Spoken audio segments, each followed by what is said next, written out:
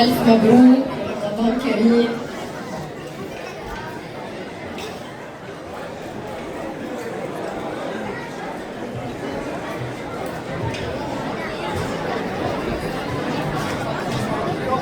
أول شيء بدي أتشكرك، الكلمة اللي قلتي لإلي بنطبق عليكي وبتستاهلي حق نفسك، اسم الله عليكي ولا ورقة ولا قلم وعم بتقدمي هالتقديم، بدنا زقفة كثير كبيرة لريما صيرفي، اعملي لي شكرا أستاذ بلال، وشكرا على الفرصة الحلوة اللي خلتني اجتمع مع الأولاد الصغار، يمكن ما بيحضروني بس بتحس المحبة بعيونهم وبابتسامتهم وبضحكتهم.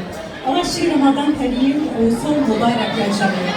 سؤالي كثير كبير، أنا موجودة ومش موجودة، مؤخرا قدمت لتلفزيون لبنان حلقة لعيد الميلاد، على أمل يكون عندي إطلالة قريبة، فمثل ما بتمنى أنا وحبة وصول. شكرا لكم. شكرا. تستاهلي كل خير ليليان، واهلا وسهلا فيك.